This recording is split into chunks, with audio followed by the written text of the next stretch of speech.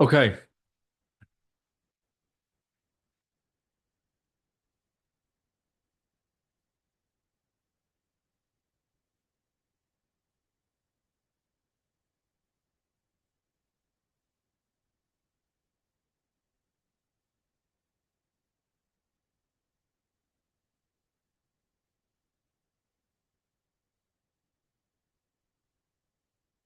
let's discuss the big lie.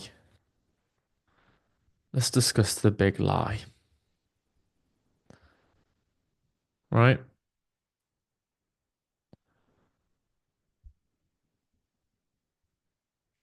What's the big lie, Hal? What are you waffling about? Where's Dylan? Well, fucking hate that camera. That throws me off. Let's return to normal proceedings.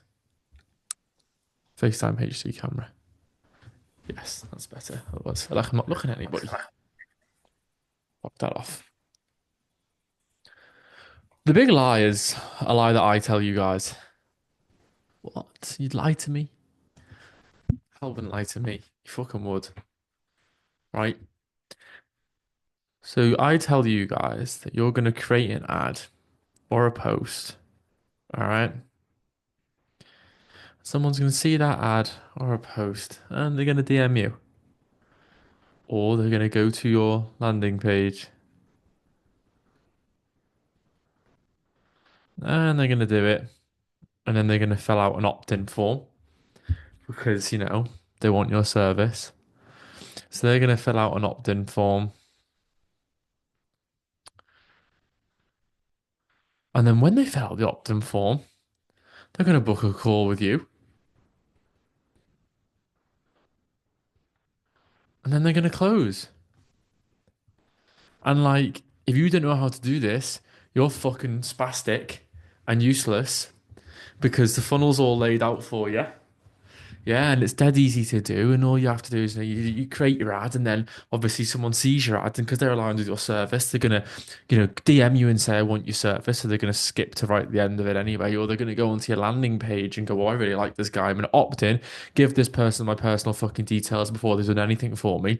I'm gonna book a call with this person who I know absolutely fucking nothing about and have been convinced of absolutely jack shit by, and then I'm gonna pay them money. Yeah, and then I'm gonna pay them money. That's exactly what's gonna go on. That that is never going to happen. That is absolutely never going to happen. That's because marketing, right, is not a linear process. People don't see things and take actions because they're pushed. Yeah, we cannot push people down. So, I've shown you guys lots of funnel strategies before, and the main thing we talk about is just the idea of a funnel where someone comes through and they come out the other end. That doesn't happen. What it's really like, okay, is it's really like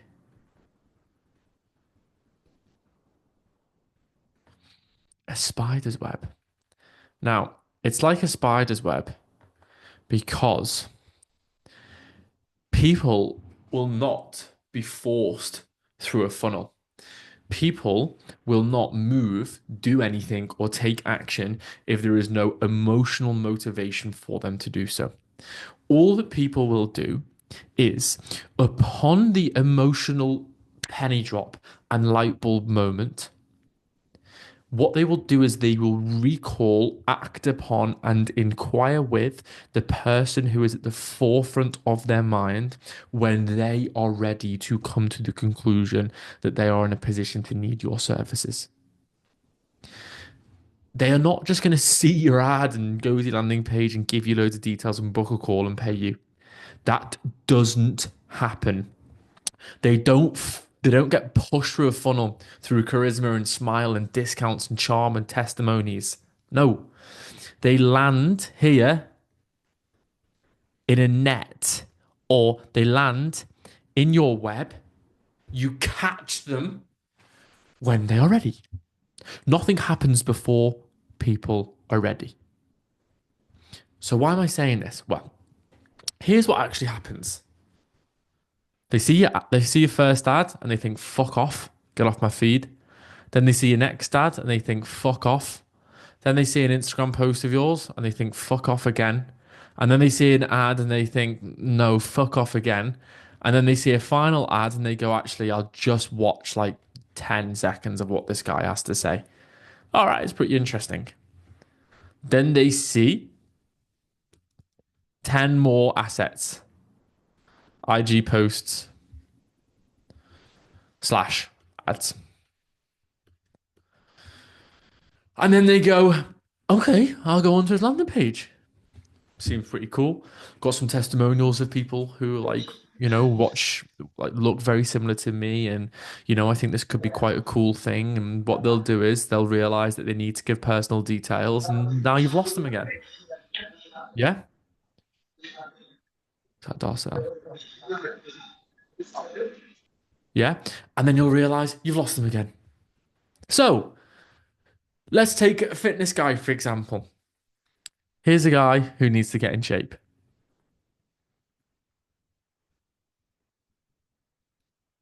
Now, he sees your ads. I'm a fitness guy. I'm releasing ads. I'm creating posts. I'm doing it all the time.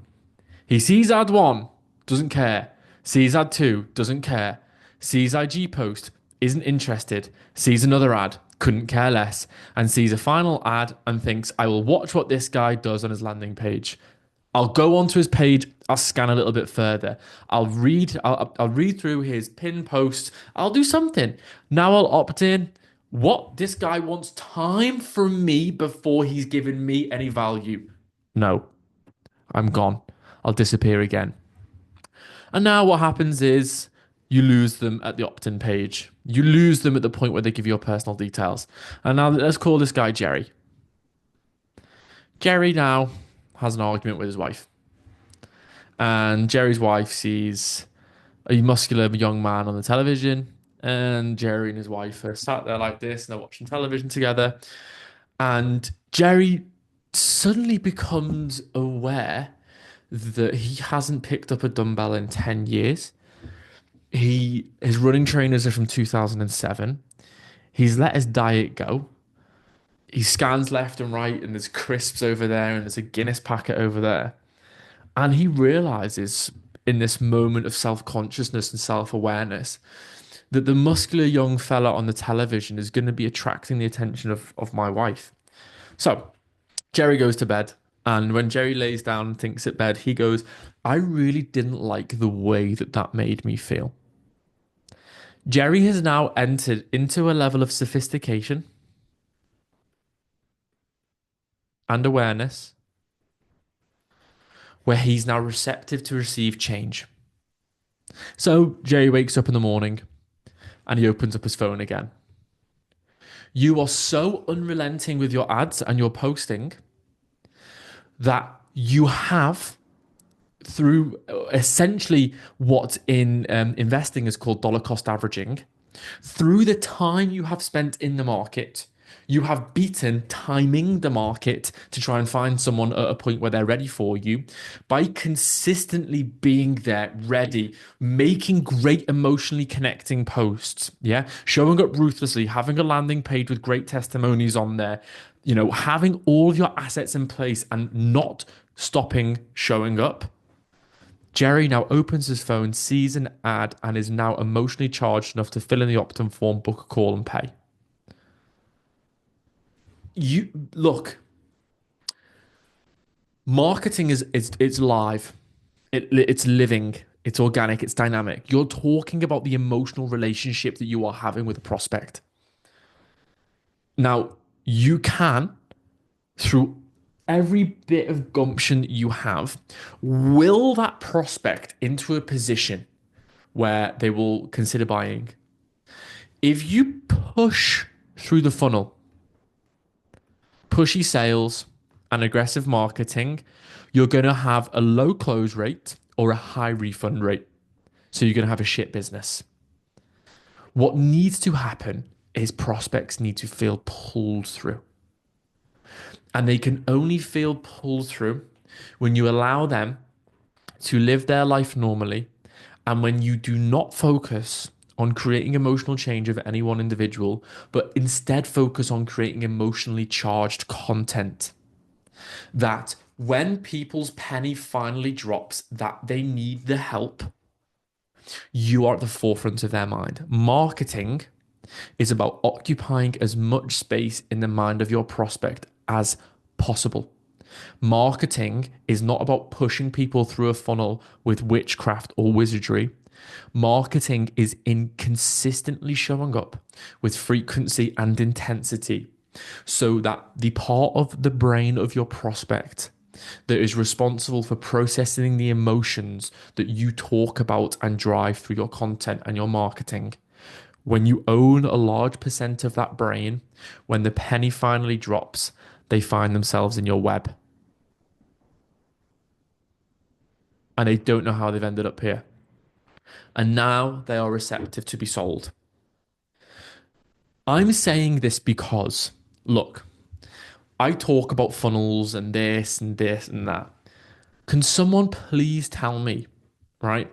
And I will hand over the keys to my business to you. How the flying fuck are you supposed to track what's going on here? Well, we'll track this and we'll optimize for this and we'll optimize your funnel, dude, and we'll make the most converting posts. And yeah, dude, we can track. No, not possible. All we can do is identify the conversion assets that we have, every single bit of media, whether it's written, spoken, acted, whatever it is. All we can do is control the emotional charging of that so that everything we do is right brain. We need to market to the right brain. We need to emotionally charge people. We need to occupy people's fucking prefrontal cortex, their hippocampus. We need to occupy every single bit of real estate that we can in people's brain so that when their life changes, they are ready. Yeah? This is marketing. This is why some of the best marketers you know are operating with really poor technical stacks. This is why I look at people there's a guy in my niche called Viral Coach, Daniel Isles, who is doing £1 million, $1 million a month. So obviously, as opposed to trying to reinvent the wheel, I copy what he's doing, yeah, copy it right and make it better and make it my own. His stuff is so basic. His landing page is so ugly. The colors are so poor. And I think what we do is better than him, but it doesn't matter because what he understands and what has happened is the way he has positioned his content is one that he creates an emotional journey for his clients or his prospects, sorry, that maximize the chance of them actually falling into the funnel. You guys see things, process them, and cogitate through them on a subconscious and a conscious level for fucking months before you buy. Months and months and months and months. Is Adam Granger, are you here? I think so. Yeah, I've got two Yeah, Adams. I'm here. Adam signed up last week.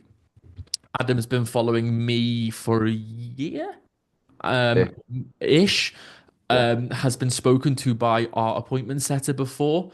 And last week, what happened, or the week before, sorry, Adam hit a point of emotional breakthrough, enlightenment, a low or a high, where he suddenly became receptive to to our service, reached out, and is now a client.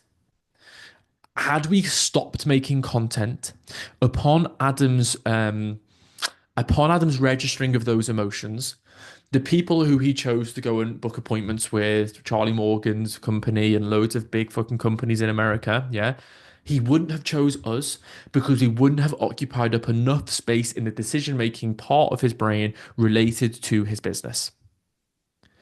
But because I make and Kenny makes content that is emotionally charged, and because of various other factors, Adam made the decision to work with us after having entered our funnel long time ago.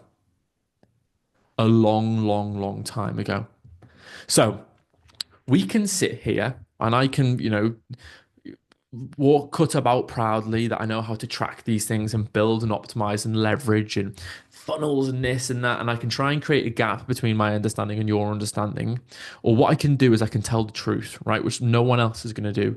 Marketing is about emotional manipulation.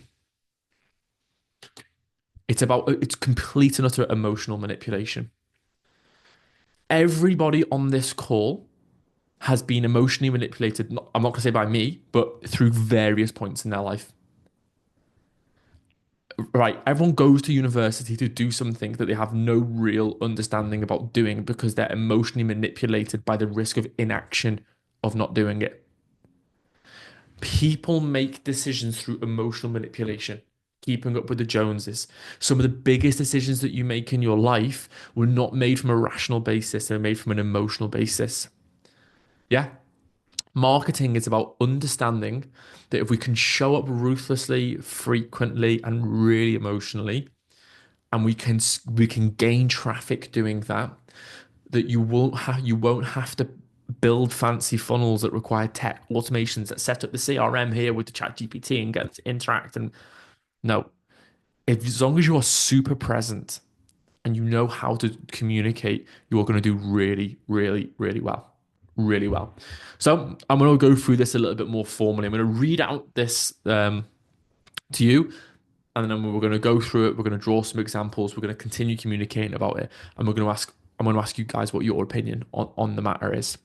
So, marketing isn't linear, it's emotional. Before creating another piece of content, it's crucial to break the belief that buyers follow a perfect logical journey: add, lead magnet, nurture, book, call, buy. That is the journey that they will go through, but it doesn't just happen on a linear basis. It doesn't happen without any friction. It doesn't happen over a 2 to 3 week period of time. It takes a long, long time for people to evolve through these sales cycles.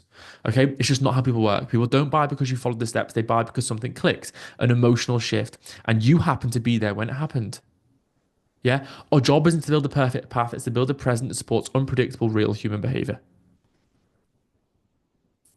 When I was younger, I used to watch politicians on TV, right? And because I was so aware, I've always been really aware of me, probably from at my own detriment. I used to watch politicians on TV. I'm talking like when I was 16 or 17. And you just first started to understand like what politics actually is. And I always used to think to myself, right, politicians would make these grand 5 to 10 year plans about where they were going to be. And I just used to think, this doesn't seem to account much for human irrationality. Because I'm aware how completely fucking batshit round the bend and irrational I am. And that is, I'm very irrational, right? Everyone is irrational. Yeah. So why do things not really account for human irrationality? Well, I don't know. But if you have a look at the Soviet Union, that was a system that was built on the rationale. Communism is so rational. It's such a rational thing to believe to work. Why would there have to be such a displacement in wealth? And why can't we all just live an extremely high level of life equally? Bill, because of human irrationality. Okay, and not factoring in human irrationality into the communist sort of manifesto led to 120 million people dead in the 20th century. Yeah, human irrationality is the main driver of change in the world. We need to make sure that we have marketing that understands that, and we need to make sure that our expectations aren't that someone is going to see an advert or a post of ours, can enter into a sales funnel and buy, because none of you did that with me. None of you did that with us. You saw our stuff, you thought about our stuff, you maybe came back to it a little bit later on, you maybe liked a few of our posts, were followed up by our appointment setter. And then, as an emotional journey unraveled in your mind, we caught you at the right time and you came on board. Okay? So, the core problem that no one talks about is that people binge 10 of your reels and still don't follow. Danielle, who's on this call, is going to be a long time client of ours and she's never even liked any of our posts. Someone will download your freebie in January and ghost you until June. I've done this before. There's a guy I'm following right now, and I know I'm going to purchase his services maybe next year. He doesn't know me from Adam. He doesn't know me from Adam. I've watched his stuff, and because I'm kind of like aware of this, I'm aware that I'm paying attention to his stuff, and I like to let myself be open to marketing so I can see what's going on and be aware of how my brain feels when I'm consuming people's content. And he doesn't know me from Adam. How was he supposed to track that? You can't. You can only track actions, and actions are only taken when what the emotional penny drops. Even watching your Instagram post beyond 3 seconds is an emotional penny drop for someone to do that. If I'm scrolling down the feed, I'm scrolling past like 20, 30 posts before I land on something that's interesting to me. Say I'm feeling particularly religious or particularly disconnected with God at any one time, I will watch some Bible content. Say I'm wanting to catch up with the UFC that happened over the weekend, and I'm scrolling. I'll stop on that. Say I'm wanting to change my training routine. I'm looking in the mirror and kind of feeling a little bit soft. Had to take a bit of time off training after a hair transplant, losing my fitness identity because I'm not a PT anymore. I will stop and watch that content. Emotional pennies have to drop. I didn't wasn't even interested in anything to do with religion when I was like 16, 17. I was like one of these cool atheists who thought it was really cool to not believe in anything. And now my beliefs have changed. Okay? If I disappeared, or if the Bible posts people, or the fitness post people, or skateboarding people, or hunting people stopped making content because they couldn't track that people were coming down their funnel, and because the people who they thought they're in their ideal client profile weren't buying, they are not allowing themselves to be present in the cycle of change that people go through. And as a result of that, they will fail. The people who can be most visible, most emotionally, will always win. Okay, so a lead will silently watch the 3 months and DM you out of nowhere during a bad week at work. The idea that we can predict exactly when and how people will move through a funnel, it's bullshit, right? You need a strategy that supports the moment they're ready, not just the journey you want them to take. Okay, I think we have an equation for this. All right,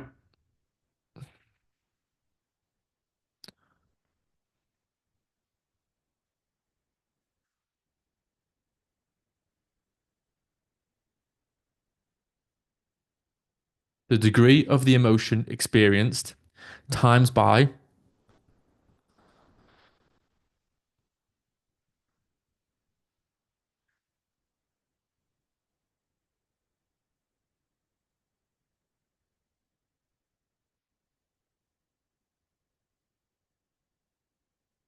that simple.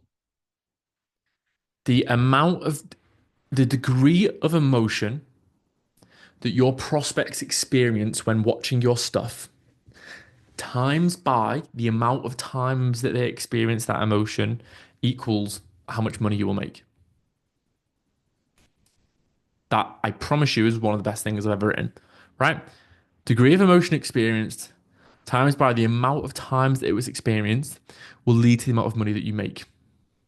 If you're making surface level content sparingly and with low engagement, you're fucked. If you're working with Kenny on getting your content really engaging, if you're working with me on identifying good messaging and how to communicate to the depths of the clients who you're talking to and building an offer that details such a clear transformation from A to B, no emotions of doubt come up in the mind of your prospect, but the potential path that they might walk down. And now you're starting to convey and create those emotions for themselves. But you're not just doing it with one person, you're doing it with loads of people because your content's really great. And now it's snowballing. You'll make a load of money. Yeah. Not if you have the best course. Sorry. Not if you have the best tech stack. Not if your editor is the best. Not if anything, right? If you can do these two things, these are fundamental requisites that we need for a successful business when we are talking about marketing. Okay. There are other parts of a successful business, and I'm trying to talk in hyperbole here to get you guys really into the mindset of trying to convince people emotionally. Okay. Now, as I said, funnels are nets, not cattle chutes, and people are not pushed down. Think of it funnel like a net, not a cattle chute. You're not herding people through a strict path. You're placing the right content at the right places so that when they're finally ready, they fall into your world effortlessly. Ask yourself, if someone had their emotional I need to change moment tonight, would I be the brand they think of? No, you wouldn't. You don't need pressure, you need presence. Now, we'll talk about what the quality of that presence needs to be. And this will probably be my theme of the week or next few weeks, talking about this sort of swag, right? How do we create that presence? Because it's easy to post all the time, but what is it that we need to actually be posting to make sure that the frequency of exposure that we are giving ourselves to the world is combined with a high degree of emotional, sort of high degree of emotion that is felt in the mind of our prospect? Okay. As I said, no one acts logically. Like nobody acts logically. Do you know the only people who act logically, right, are actually monks? You know, people talk about like you see it on you see it on Netflix, right? And it's like the guy who brought I can't remember what the type of yoga is, but it's like the type of yoga that is really famous now in America, in the world, in the Western world. The guy who brought that over from India to America, um, he was molesting people. Bikram. Bikram was molesting and raping his followers, and they still love him. All the cults, the Jamestown massacre, um, cult of personalities that exist in communist dictatorships. You right, mind the Bikram option because I said he was molesting people. I'm not saying that to you guys, but I'm telling you right now, you guys would fucking abuse the power that you were given if you were a guru, because the amount of spiritual strength that you need as someone who's a position in power over people to not abuse that power is insane. But not abusing power is a rational thing to do, right? Well, yes, because that's a that's a unemotional thing that people do. We all here act from emotion. We all here are reactive beings and not necessarily proactive beings. Even those proactive ones of us, we are always reactive. We are thrown off by a negative comment that somebody makes to us. We cogitate and overthink. Maybe we stuttered and I didn't say something very well. Do people think I'm a liar? Damn, I don't really look very well today. Should I get a hairline transplant? These are all irrational things. Did this hairline transplant, did it make anyone feel any differently about me? No. Did it increase my ability to think? No. Was my hairline affecting my health negatively? No. So why did I do it? Emotional decision. It was an emotional decision. Okay. So I want you guys to think that and be aware of that and step into that mindset that everything you do is emotional, right? So people often act emotionally and they act suddenly. Impulse purchases. There's no such thing as an impulse purchase. No such thing as an impulse purchase. Someone doesn't find themselves upon a cliff when they fall off. They've edged towards that cliff for miles, whether consciously or unconsciously. Perhaps someone falls off the Grand Canyon. They didn't wake up on the corner of the Grand Canyon from a deep slumber and just roll off. They got out of bed, they walked down to the car, they got in the car, they drove there, they were walking around the Grand Canyon a bit, and then they slipped and fell over. But there was an entire subconscious process that went on that inadvertently led them to that point where they tipped themselves over the edge. Okay? So this could be a triggering moment, burnout, frustration, crisis. Think about the example I used about Jerry before, the fat husband. Okay. Could be seeing something familiar, your face and your message. When those conditions are latent inside of an individual, those emotional, that emotional burden that they're going through, and then they see your face and they have such a strong association with your face of the great transformations that you get for clients, the great work that you do. Now they come on board. Okay. People can also realize I'm done waiting. There's also a massive amount of self development that has to go on in the minds of people for them to become aware enough to create change. Change is very painful and change sucks, but change is the precursor. Sorry, suffering is the precursor to change. So people have to go through a bit of suffering internally and bring themselves out of it. Your marketing can also help them do that. Okay. Your goal isn't to move faster, it's to be memorable enough that when the moment hits, they already trust you. Frequency equals familiarity, and resonance equals response. When I say resonance equals response, I mean that the content that we make that resonates with the people who we are trying to make it about is content that will generate a response. Whether it's now or later or at a long distance in the future, it will generate a response. There are people consuming mine and Kenny's content now who I have got no idea who they are. I wouldn't know if they dropped dead, but they will purchase from us in about 3 or 4 months because we are consistently showing up and making content that has a high level of resonance with them. Okay, so I'm about halfway through the points that I want to make. What are people thinking? Anyone got any thoughts? Anyone got anything to add?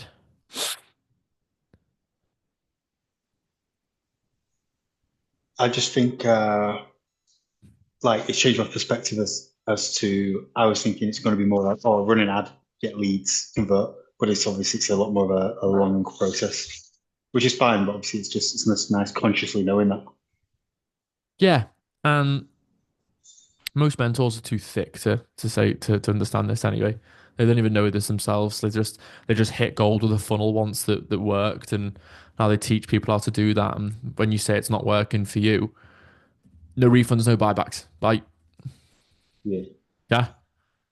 But the reality is that the best marketers are copywriters. Um, because copywriters they don't really have like fancy systems, but they use writing to get people to a point of purchase. And the writing is written emotionally. But yeah, that's a really good point. And like I was really keen. I wanted everyone here to go through this today. Why did I want everyone here to go through this today? I know you guys will look at me and the way I talk about things and think that there's a disparity between you and I in terms of like a fundamental understanding about how to build funnels. I know you guys think the process is more technical than it is. And I know you guys will become insecure as you hear me talking about all this mad stuff that I talk about week to week about your ability to execute on that. But I'm telling you now, you guys will all market to your niche better than me because you all know your niche better than I do. However, if you gave me 24 hours of understanding of your niche, I would then market better because I would feign that emotional connection better than you because you guys don't value the importance of it. You think there's so much more to it that isn't. Those of you who are currently owning your own business will know more than anything. Businesses, like, yes, but numbers are important in business and systems and whatnot are important in business. Business is genuinely about like sound being sound or someone not being sound and then not doing business with them. And it's an emotional, it's a right brain thing. It really is. And marketing is the most right brain thing in them all. By right brain, guys, I mean the emotional regulation sort of part of your brain, even though that's not like totally accurate. I just call it that for ease. Okay. Anyone else got any points about that? Um, I'll add something. When you said that you go on Instagram and then you analyze, like you have the self-awareness of how other people market, that's something I'm going to do tonight. Because I feel like, just to have that self-awareness, and being able to scroll down and just examine. So that's going to be my homework. So that was a good point that Yeah, you that's came up that's with. that's like everyone should do that really because you are being marketed to. There is it's a psychological operation, psychological warfare for your attention every time that you open your phone. So just be receptive to it. Just be receptive to it, right? And like truly, that will also help you stop making impulse buys. But that's sort of like do as I say and not as I do. But one way to break addictions, by the way, is just to continue acting in the thing that you're addicted to do, but with awareness of what you're doing. Awareness is a great precursor. Well, no, it's the only precursor to genuine change. But really good point that Darcel. I should have probably made a bit more of a point about that. If you want to understand how to market, let yourself be marketed to. Okay. Anyone else got any points?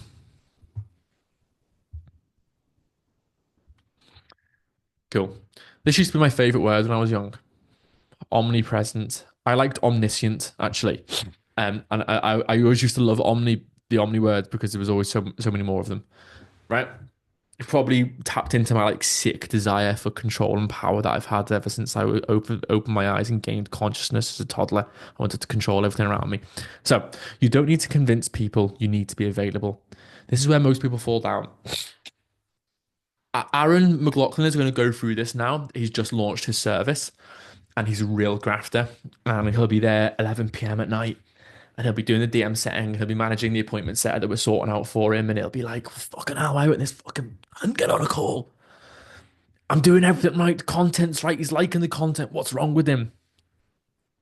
You hadn't built up the resonance yet with him and the emotional penny has not yet dropped.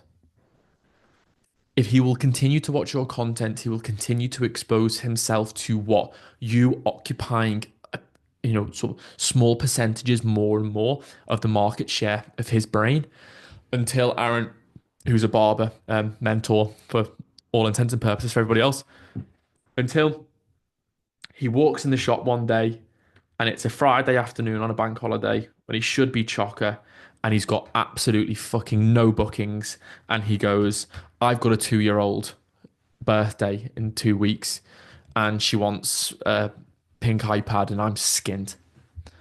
And then he's going to go home that day and he's going to sit next to his missus and they're going to be watching some shit TV show that they've been watching for ages and he's going to think, I need change.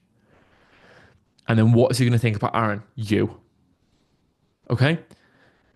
I'm promising you now, the majority of you on the call have found our services through a process similar to that. Yeah? That is how a lot of you will have found out what we do, through a process very, very, very, very, very similar to that. Okay, I used the example of Adam Granger before. Not that that was what had happened to Adam Granger, but he came to us after emotional change. Okay, so this is where most people fall down. Look, I'm going to tell you something now as well. Let me let the cat out of the bag because I really like everyone here and really care for you in my business. If I'm ever writing reels for you guys upon Kenny's instructions or Adam Granger, I'll be writing a lot of your reels given the fitness background and stuff. I want to blow my brains out when I write a CTA on most people's posts. Make sure to follow this page. Make sure to comment chef down below if you're extra hungry. I want to blow my brains out when I do that.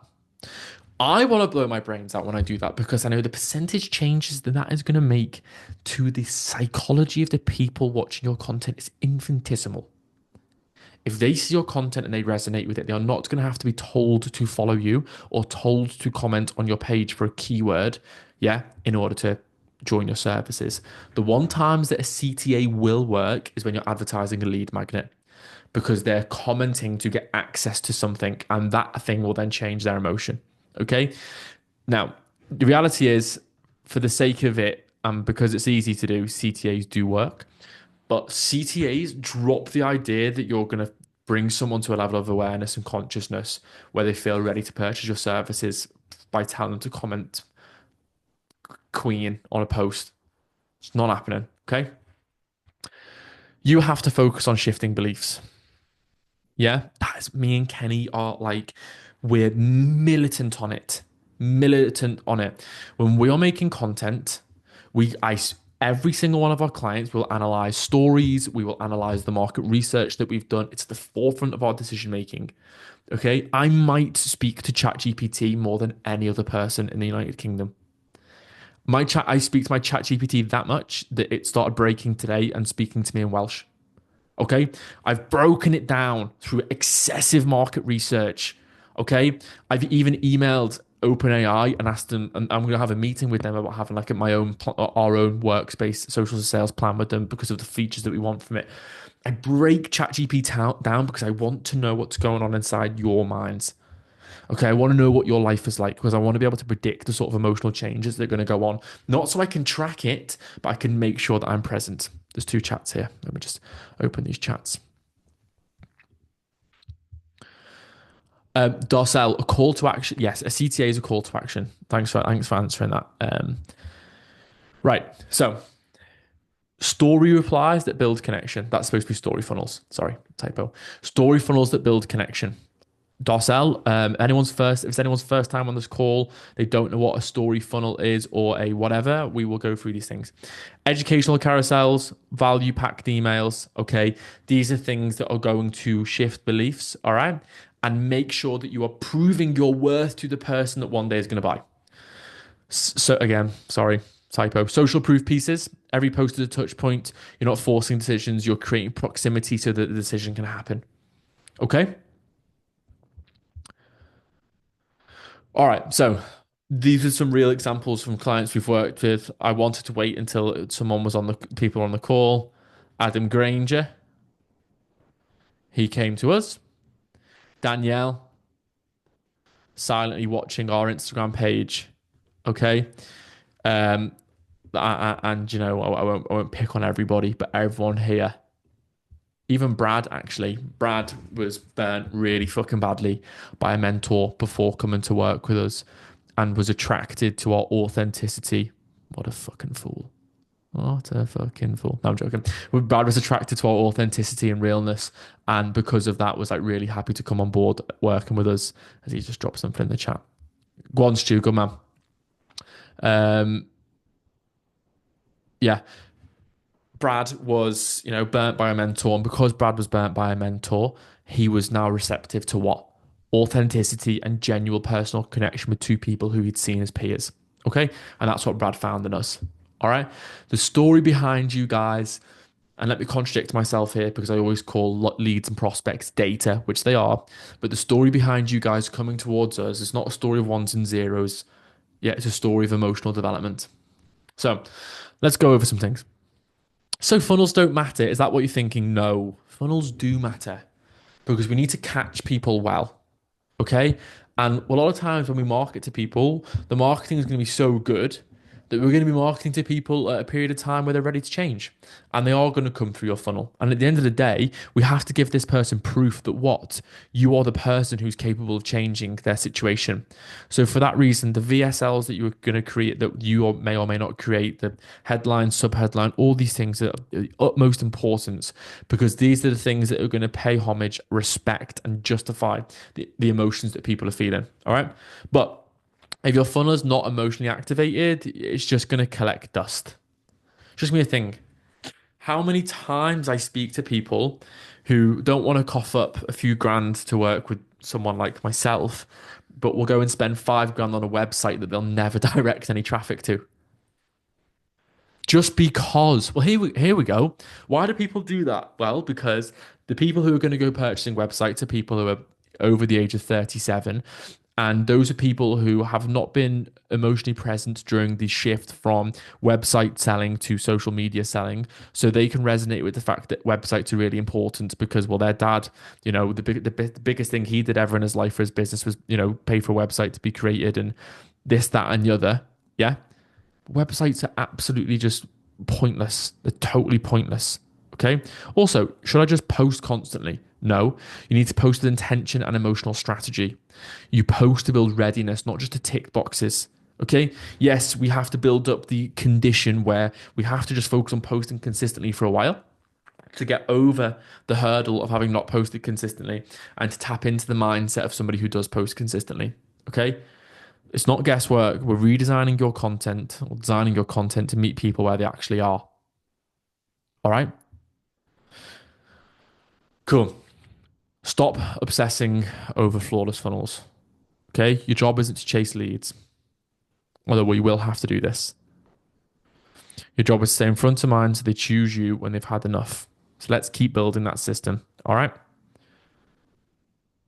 Everything we build together is about making sure that the person you trust is about making sure that you're the person they trust when we're finally ready to take action. All right. So that's the lesson from today. Now, there's 11 of us on this call. 10 now Stu has left. I'll be gobsmacked if we aren't talking about that for another hour. Okay.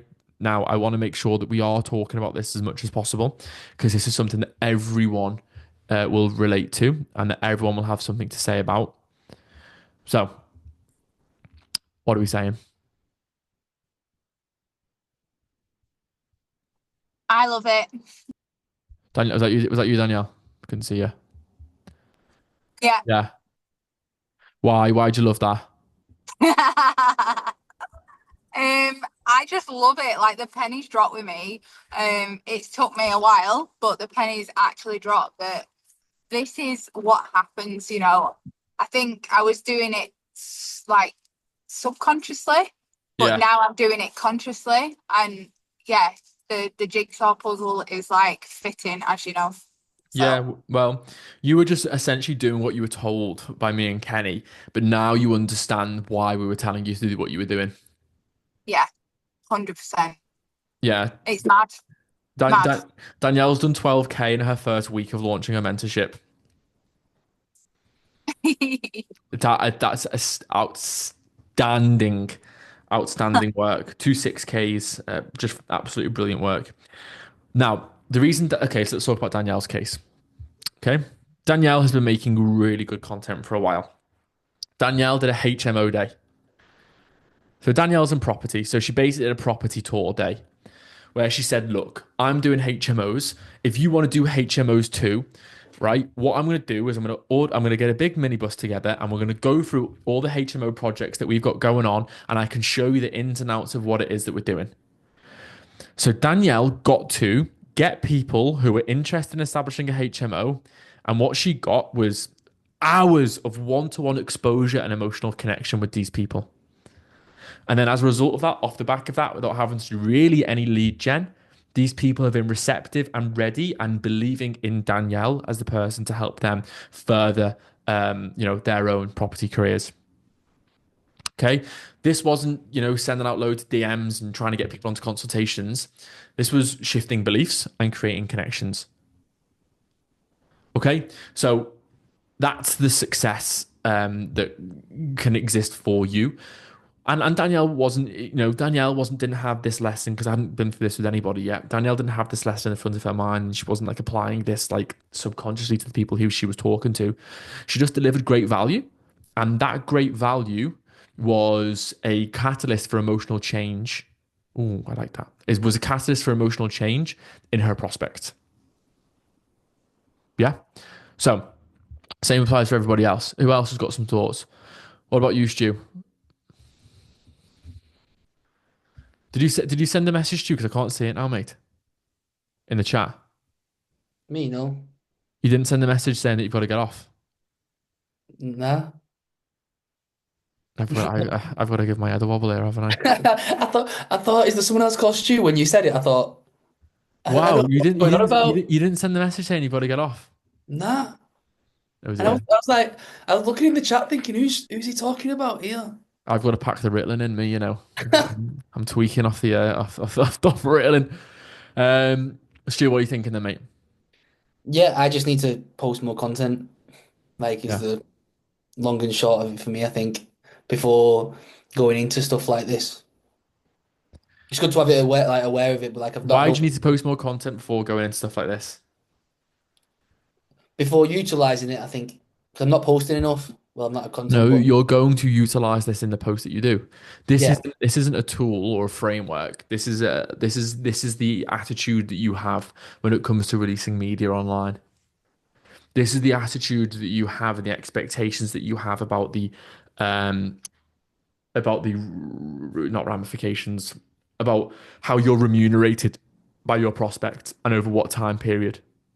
This is how marketing works at the end of the day. Yeah. So this is how you need to start thinking from right now. This is how you need to start thinking about your next post. View it as like continual small little building blocks, right? Just little small building blocks. Okay. And every time you post a piece of content, you're adding building blocks, and we'll call them belief blocks, right? So you're building these blocks of belief, okay? And over time, you end up finishing. Yeah, you end up building enough blocks of belief that you've now created change in your prospects. So think about it this way. Think about this as a seesaw, yeah? What we want to do is stack so many belief blocks. You guys will remember that you always talk about the TT line, the trust threshold line, the line that we must get our prospect over with our content in order for them to buy. Yeah. So what happens is you now stack so many belief blocks that you get your prospect over the trust threshold line, because that one block did it. The straw that broke the camel's back will do it. I love that phrase because it's true. Yeah. So you just need to keep stacking these blocks of belief, Stu, because you might think that you're not posting content that's very good. Yeah, you might not, but you're posting content and you're changing beliefs nonetheless. And by the way, that's a lie. I didn't mean that you are posting good content. I really like your content. I think you're cool as fuck. Yeah. But you might not think that your content is very good. It is. And by stopping posting content and thinking, oh, I'll wait till I start posting more content before I get this, you might, this seesaw might tip in the other favor. You just need to be omnipresent, as we discussed before. Charlotte and Vicky, very emotionally charged mentorship coaching program that you guys are delivering. Everything we do is more so right brain anyway with the marketing that we do for you guys. What are you thinking about this? Yeah. I was just saying to Charlotte, like the thing for me that's clicked today is that every time I think it's got to be like a new emotion or a new idea for a post instead of realizing it's just more of the same. I think that's a barrier for me sometimes. Like, well, can't do that again. Yes. Can't say that again. That's a really good point. And actually, it's something that subconsciously and like accidentally I find myself thinking and like, oh no, like we just use that social proof. Like we were filming some ads over the weekend, right? And we obviously filmed the ads back to back in Manchester. And Kenny had written 3 ads, and one of them was about 2 of them were about a client of ours called James from Boneyard in London. And I said to him, I said, we've just made a post about that. And we ended up moving on to something else. And then I thought about it after, and I was like, so we were coming at it from a totally different angle. So that was like, but I never usually do that. But even me, sometimes I can still be like, oh no, we've already been talking about that. So that's a little bit lame. And you think that you might get tired. You might get, your audience might get tired of what you're saying. Who are you posting content for? And what are you posting content for? Because moving forward, guys, this is what you're posting content about and for.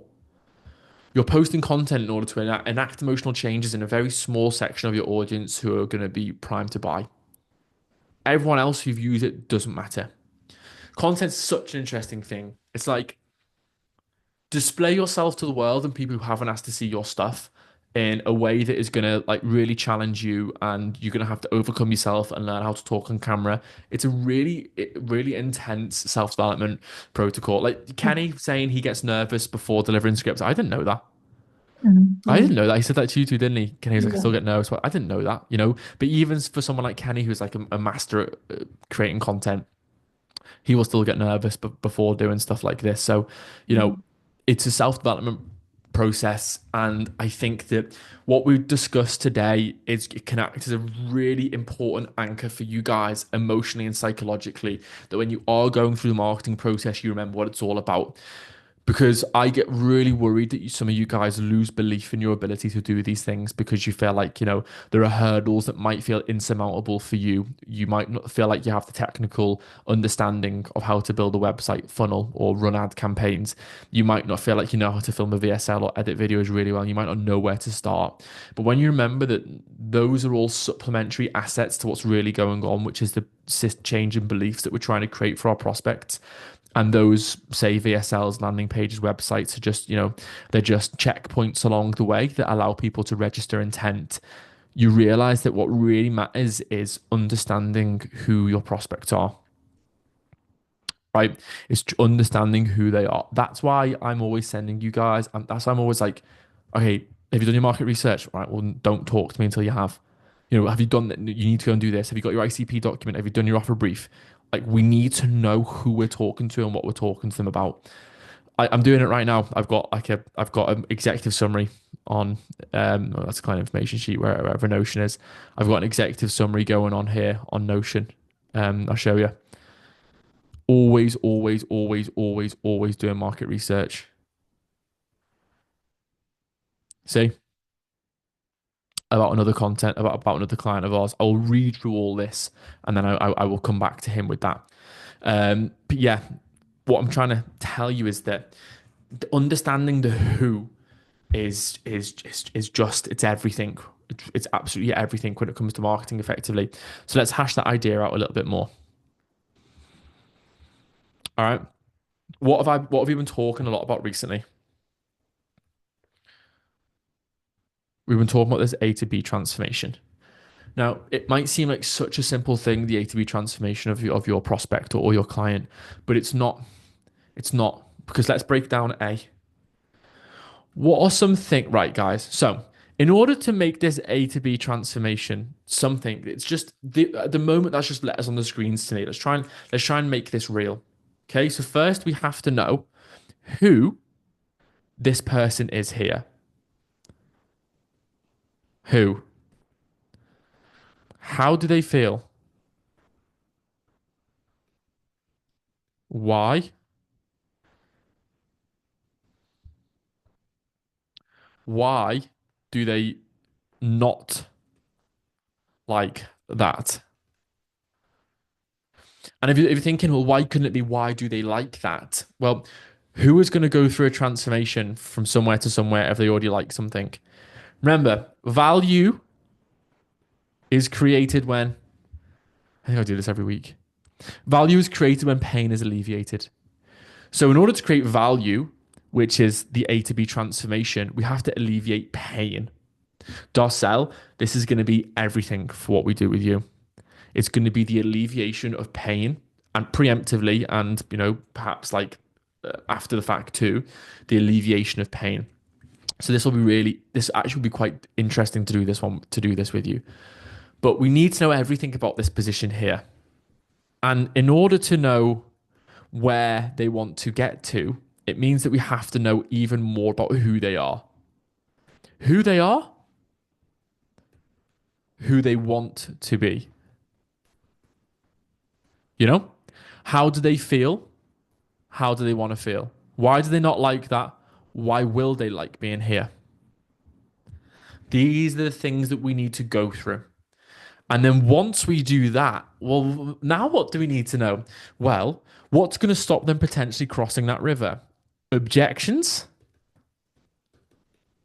and beliefs. In order to know how to handle the objections, what do we need to know? We need to know what objections they have, what those objections are, why they have them, and how to handle them. And in order to know what beliefs need to be created here, well, we need to know who they are again. So everything in marketing comes down to how well you understand the who. Yeah? Everything is truly built off of that who. You speak to everybody and you end up speaking to nobody. Okay? Now, I want to elevate people's thinking about niche. Okay, so when I say niche, what do some people think? Think about some things I mean when I say niche.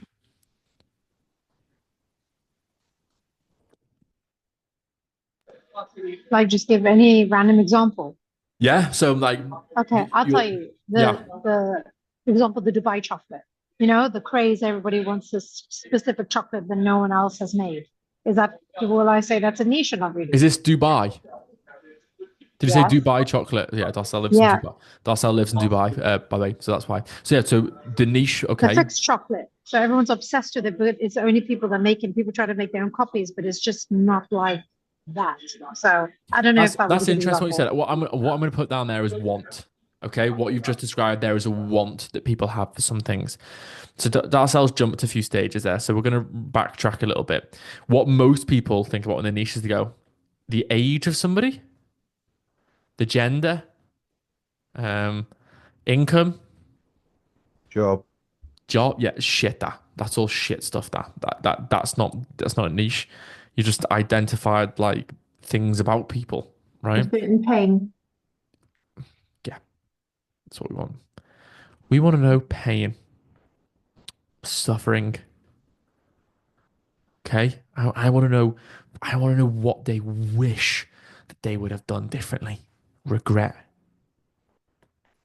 Their guilt is. What their secret aspirations are. Desires. Yep. Fucking hell, my handwriting, Jesus. I'm gonna see if Kenny will let us buy an iPad so I can do this on an iPad from now on. Be well better. Desires, yeah. Guilt. See, these are the niches that I'm interested in. What is the collective amount of pain, suffering, and regret and desires that I can tap into? Okay? That's your niche. Your niche is a bottleneck. So now making it a little bit less visceral and a little bit more real. Your niche is a bottleneck that some people are going through, i.e. a problem. Yeah? Let's say the bottleneck is, unable to scale your social medias. Everyone here. There's the pain. Now I'm gonna tap into your suffering. I'm going to tap into the regret that you're feeling. I'm going to tap into the guilt that you're feeling about it too. I'm going to tap into the secret aspirations you have about who you want to be recognized as in your industry. And I'm going to tap into the desire. But I'm going to wrap that up as I'm talking about a bottleneck. That's because in order to sell effectively, you need to sell people what they want. You don't sell people what they need. because people don't know what they need because they don't act logically and rationally. We sell people what they want and then we give them what they need. Okay? And what do people want in life? Guys, no pain. Fuck. Life's hard enough. People want to alleviate their pain in life. All right? So that's what we market to. Yeah. And as long as we can have a collective understanding across the people in our niche that they share the same level of pain, we can aim to alleviate that pain. Yeah, we are really good examples of this at Socials to Sales because we were trying to niche down the coaches consultants route for a while, and we just realized that we didn't need to because the niche we actually wanted to solve was that people have no belief in themselves to be able to take control of their own social media in a timely fashion in a way that will generate returns. But what they want is that people now are aware of the power of social media. So people from all ages, all income levels, all industries are trying to tap into social media, but they don't feel like they know how. That's the bottleneck that we're solving. So we know the pain associated with that, right? So, Adam Granger, you still there, buddy? Yeah. What are your thoughts about what I'm saying here, mate? I think what the girl said before as well about not wanting to say the same thing over and over again because you think about your social media as if everybody is always watching everything that you do, when in fact they probably don't see most of it. So it's important that you're constantly saying the same message.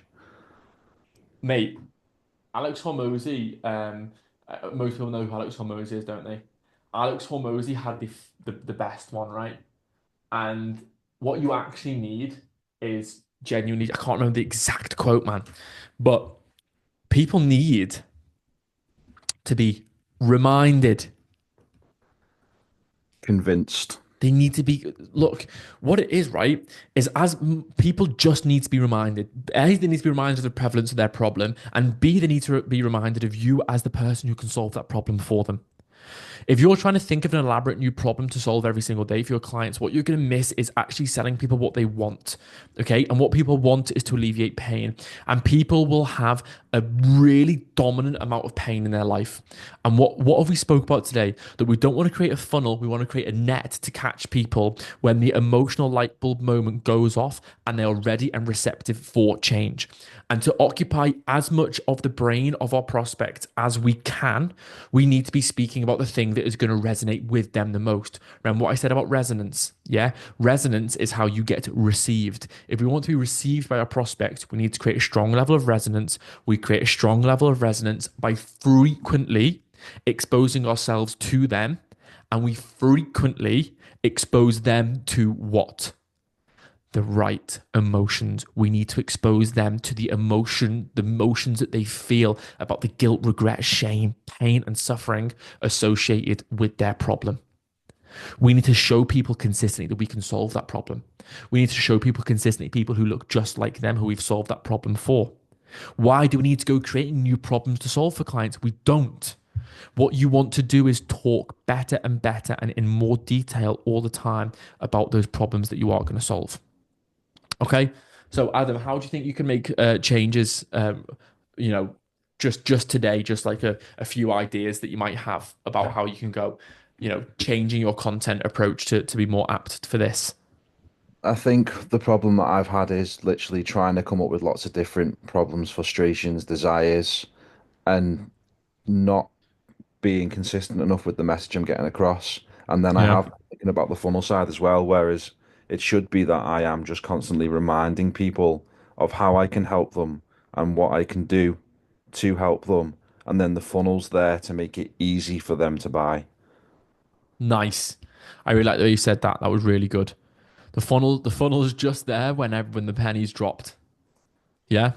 And we can aid in the penny being dropped, right? Through our content, but we can't drop the penny for them. We can only make sure that we're there to what? Act as a net. Where have I drew the net before? God knows. Act as a net. Yeah. Yeah. Okay. Right. I want to continue to open up the floor for more discussion. Do you know when Yes, you're Dan. saying obviously you can basically just repeat the same message? Yes. In my head, like obviously a few people have already said now, it's like you have to convey it in a different way, or Yeah. say it in a different way, or use different words, use different everything. And it's just Okay. try like for me, like obviously I was with Kenny before one or so. I got a kick up the arse like so. That's what I need to do. But it's just feeling like constantly need to think of new stuff to say or new ideas of where to be or this that and the other. Where how do you sort of combat that? Okay. Here's what we'll do. Let's do an exercise. I want to. Okay. I make content about. Let's just say the hypothetical example. I make content about. I'm gonna make some really fucking obscure example here. Arbitrage trading.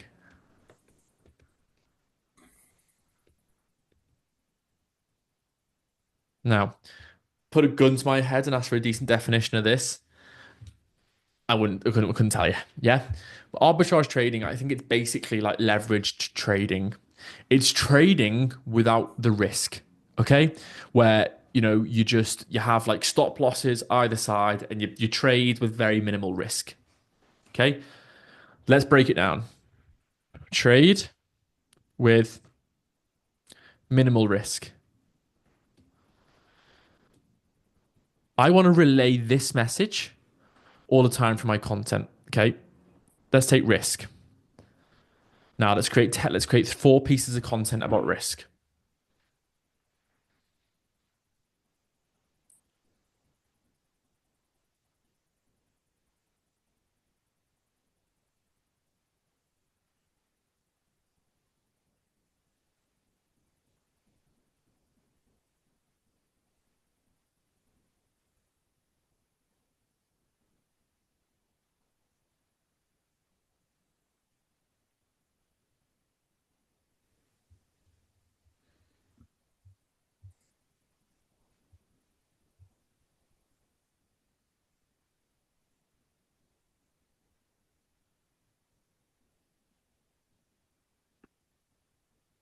Okay, there's one. What am I doing there? I'm telling a story that is what? Talking about trading with minimal risk. So what am I doing? I'm appealing to people who might want minimal risk with their trading. Who might want minimal risk with their trading? People who have lost everything when crypto's crashed before. I'll go for another one. Because I could, you see what I mean? I'll go for another one, right?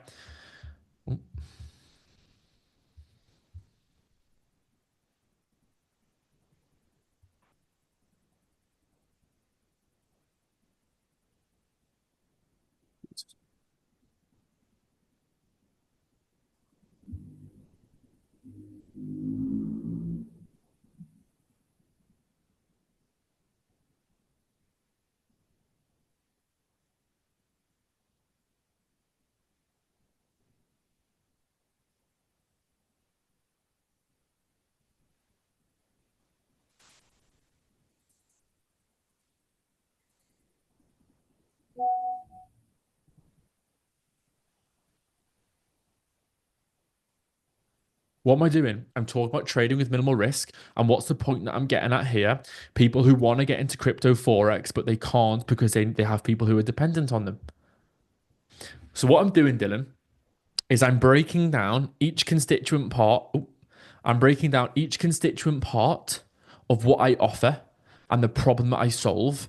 And I'm breaking it down into stories, case studies, and points of resonance. Yeah. That I can find regarding that story so that I can be received. Yeah. Now, I can do that all day simply because I'm not thinking about marketing. I'm not thinking with my ego in the way. I'm thinking about let's say the arbitrage trading, for example, with trading with minimal risk. I'd laugh if someone actually knew what this was and that wasn't what arbitrage trading was, by the way. I'm right titting myself here. And I'll probably just revoke your membership, actually. Making a tit out of me like that. I'm joking. Yeah. I'm breaking down the constituent parts of the statement that I've just made there and identifying now what does trading with minimal risk mean? What could that mean for this person? Why would someone want to trade with minimal risk? What potentially might have happened to them? What are some stories that I can create that might create that resonance? Why would people even want to trade if they're looking for minimal risk? Why wouldn't they just go with the S&P 500? Now, how can I position that the S&P 500 is in a state of disarray because Trump's here? And why can I position arbitrage trading, which actually doesn't matter what state the market's in because you have stop losses and you can short things up? You see, Dylan, you have to be creative, brother. You're a smart fucking kid, really capable. Like, seriously, you just need to create that mindset shift that, okay, there's the million and one different stories for everything. A million and one different stories for everything. So you need to go away, think about what you're offering, and think about stories, case studies, and points of resonance that you can create about that. Yeah? Does that make sense, bro? Yeah. Yeah, I'm just putting it down now. Anyone else got anything to add? Can I just ask a quick one? Aaron, yeah? Yeah, is that content thing coming? Or is it change of plan or What a cheeky twat. No, Kenny, I've got no content left. Kenny, what was the last thing you heard from Udge about the content engine? Okay, so basically, guys, I had the demo call with him on Friday. Yeah, they were supposed to be ready. We were supposed to just go over a few different market research bits, and it spat out complete utter mumbo jumbo. Something had gone on, and I'm just being brutally honest with you guys. It had gone fucking well backwards. So he's had to bring in a team of developers to solve it. Now he's telling us that things are being solved, but currently there's a bug where it's only producing 1 week's worth of content at any one time, and we need it to produce a month's. So he's fixing that bug. We've had to strip it back, and we're going to have to release the market research targeted content in phases. At the moment, it's just going to take your client information sheet, your offer brief, or your ICP document and make content off that. We're making something extremely elaborate here, and we thought it'd be ready sooner than it was. Aaron, if you need content, brother, we'll write it for you. Okay? No, honestly, don't stress. I'm just a bit confused as to how to use all that information that you gave me to Yeah, generate and content. I can't. It's more long-winded for us to teach you how to do it. Kenny, Okay, fair enough. what do you think, mate? I'll sort that with Aaron Yeah, separately. we will write your content for you using the market research. Okay, but the idea is to cut out that process entirely and to have the engine take all the market research and everything like that and write your content for you. We're making a one of a kind software here. Doesn't exist. So when things go wrong, there are no points of reference for us to change things, and we probably were naive as to thinking it was going to get done as quickly as it was. But I do think within the next week it will be done. Kenny, could you confirm or deny that based off anything else you might know? I don't want to give timescales because I don't know. Yeah. It's beyond our capability to understand the engineering of software. All we know is that we're throwing money at it and it's going to be amazing when it's done. Yeah, we're throwing money at it. Kenny's put his missus on the line for it. I've put the dogs on the line. It's all on the line here now on this content engine. Kenny, can you take over for 5 minutes whilst I go to the toilet, mate? And just maybe do a bit of Q&A. Yeah, go on. Who wants to fire a question at me on the spot? I'll start firing questions at other people.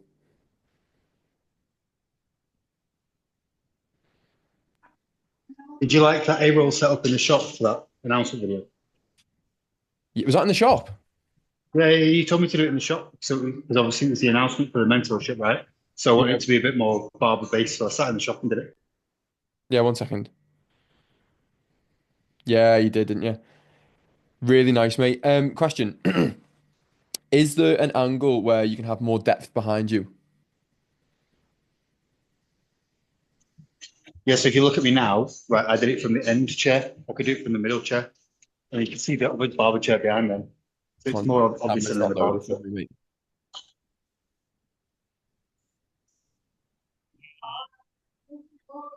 Your camera on, Aaron? Oh, what on my thing now? All I can Yeah, see is yeah. black screen, unless anyone else can see Aaron. Can anyone else see me or not?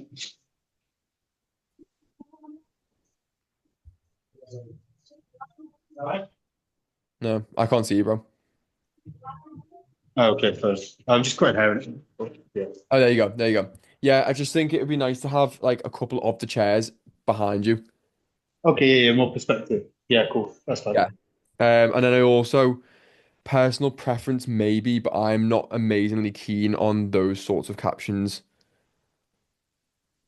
I really like the start. I think the start's really strong. The footage looks great, like visually appealing. You've got the right settings on your camera.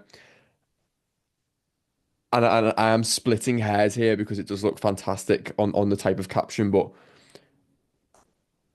I get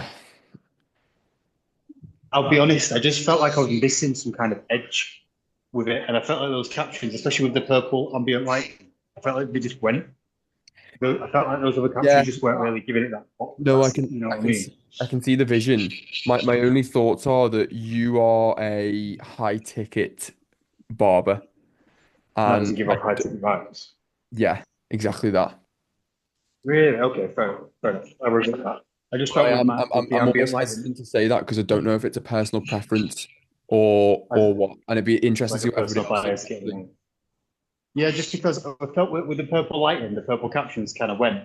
That's why it felt like if I'm kind of discovering my own brand, I felt like that was it. Okay, who thinks that the captions are all right in sound and didn't notice that? I feel like Vicky and Charlotte and Daniel are probably really Yeah, good. I think they're all right. All right, think I'm over egging it. Yeah. Yeah. Danielle Everyone's definitely agree saying. because all of the pink Aaron, what's your Instagram? ACM.studios should be the top one, or second to AC Milan. Yeah.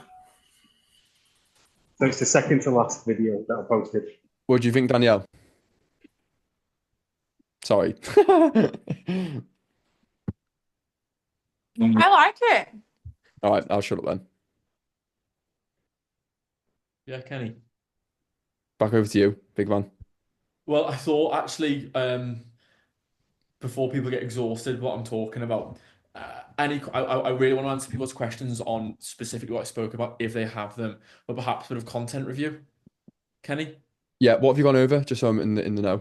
So what we've gone over, mate, is is marketing not being a linear process, and marketing being about emotional resonance. I've gone over our obsession with market research and explained why we're obsessed with market research, because the only thing worth considering ever is the emotional state of your prospect and how to create emotional change. And the marketing isn't about smart funnels. Marketing is about strong emotional connections. Yeah, and belief shifting copy. That's it, mate. It's just that the people who win the most are the people who understand who their ideal clients are and where they want to go.